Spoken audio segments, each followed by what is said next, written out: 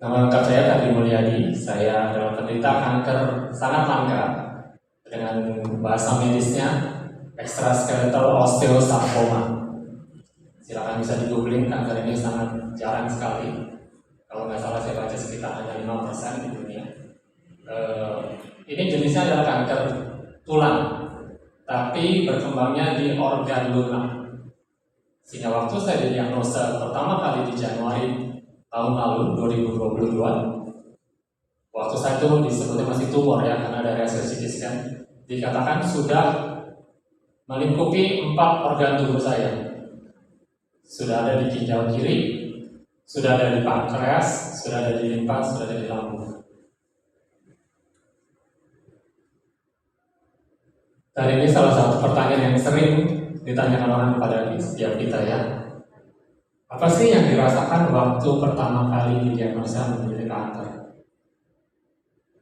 Waktu tahun lalu saya didiagnosa menderita kanker, pasti perasaan saya sangat kaget, sangat takut, sangat khawatir.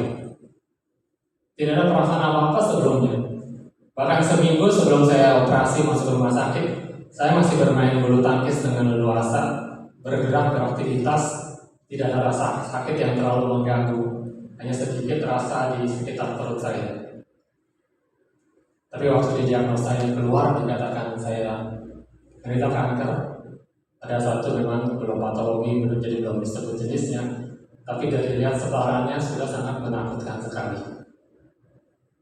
Kekhawatiran, ketakutan yang terpikir berapa lama lagi saya bisa hidup, apakah bisa diobati, berapa biaya yang harus saya siapkan untuk pengobatan kanker yang mana kita tahu masih sangat mahal.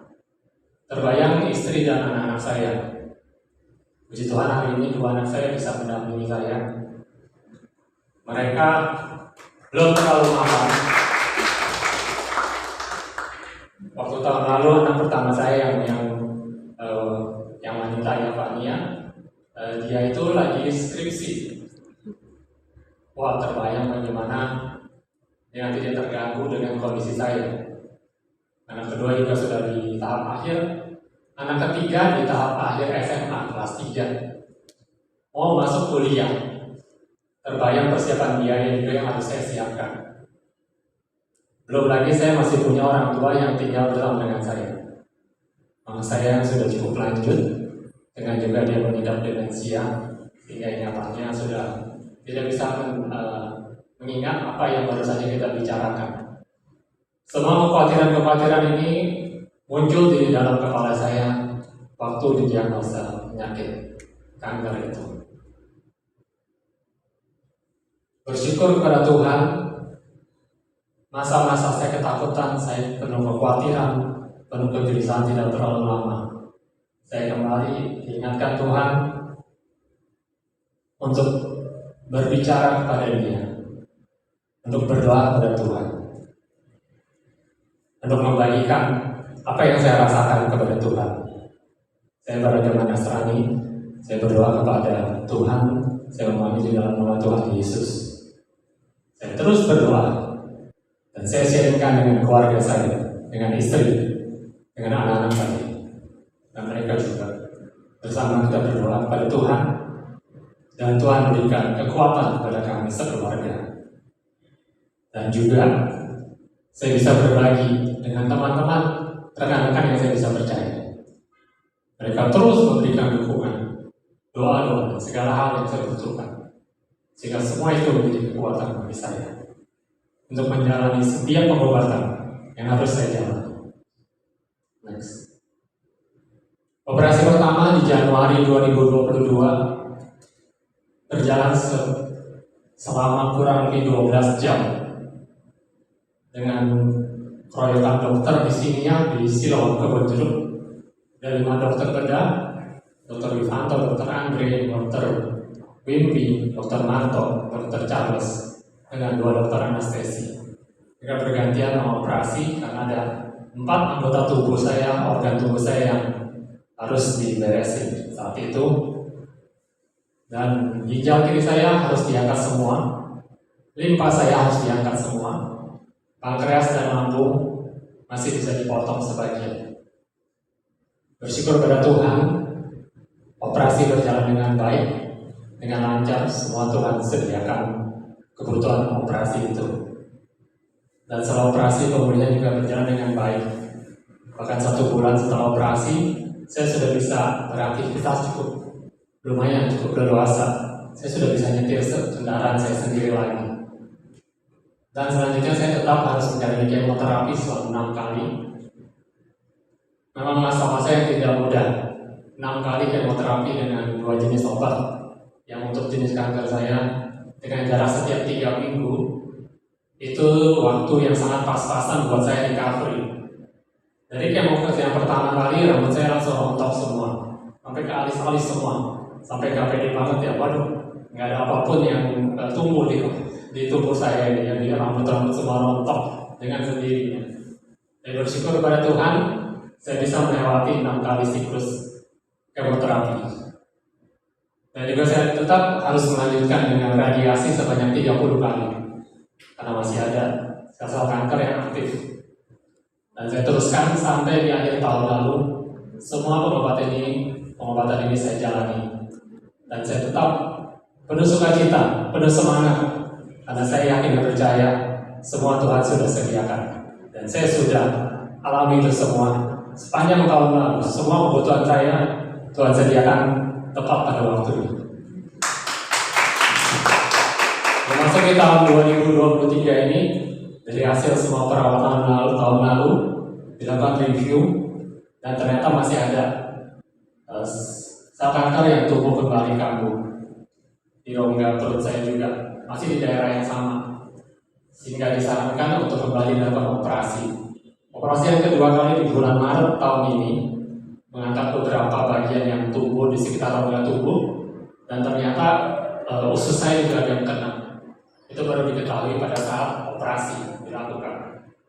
Jadi dokter langsung melihat dan dilakukan penambahan operasi pada saat itu juga. Tidak usus besar saya dan dilakukan operasi pemotongan.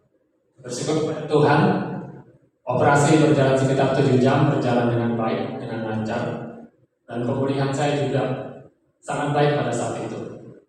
1 bulan kemudian, bahkan saya sudah bisa beraktivitas sampai ke Kalimantan Barat. Ada pelayanan yang saya lakukan dengan tempat gereja di mana saya beribadah. Saya bisa pergi bersama-sama rekan-rekan untuk melayani di sana. Bersyukur kepada Tuhan untuk setiap anugerahnya.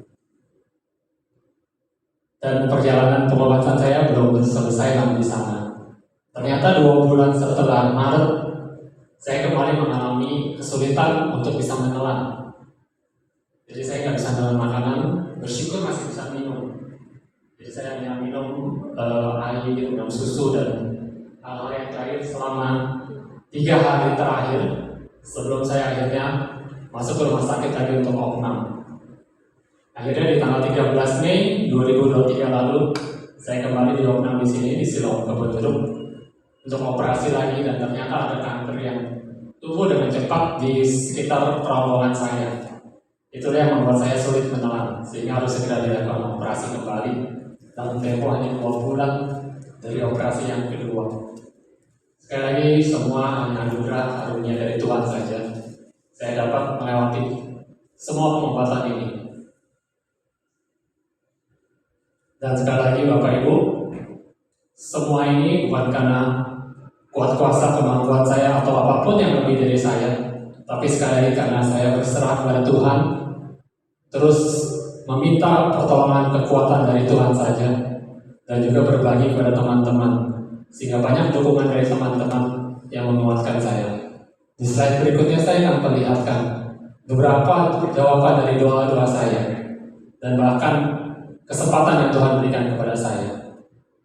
Anak pertama saya tahun lalu akhirnya menyelesaikan studinya dan bahkan mendapat predikat summa cum laude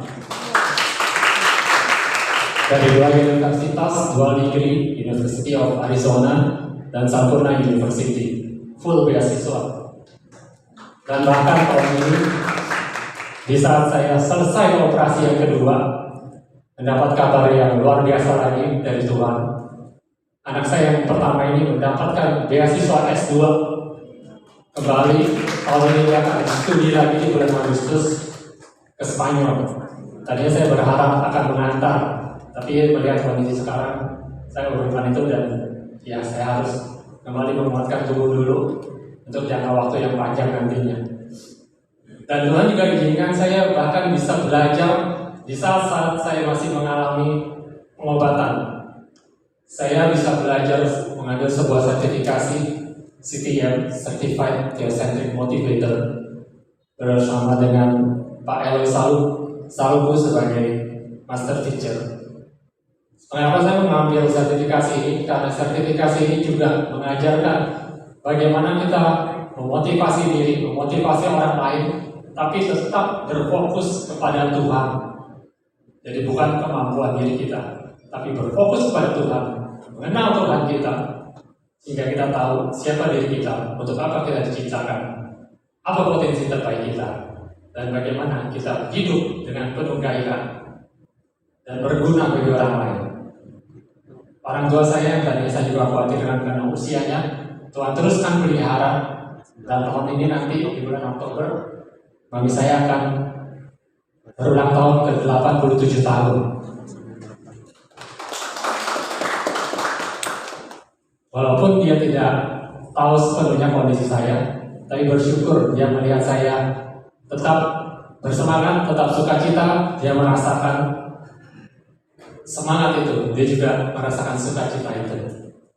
Dan bahkan saya diberi kesempatan bersama rekan-rekan yang lain untuk bisa berbagi kepada rekan-rekan yang mengalami musibah. Kita tahu di November tahun lalu di daerah Cianjur terjadi gempa yang cukup besar, sehingga banyak korban dan juga banyak pengungsi. Saya bersama beberapa rekan, kami dapat pergi ke daerah Cugenang di daerah Cianjur itu untuk memberikan bantuan. Bersyukur sangat melihat mereka bersukacita dengan bantuan yang dapat kita berikan, walaupun tidak banyak, itu juga menjadi kekuatan bagi saya. Bahkan saya juga dapat berbagi dan berkenalan dengan rekan-rekan sesama pejuang kanker, penyintas kanker di dalam masa perawatan di MRCC maupun di sini. Saya berkenalan, saling menguatkan, saling berbagi cerita, dan di dalam setiap kesempatan yang saya bisa, saya juga coba berbagi bagaimana pengalaman saya di dalam pengobatan, berjalan bersama Tuhan, selalu dicukupkan oleh Tuhan, dan juga dapat support dari rekan-rekan.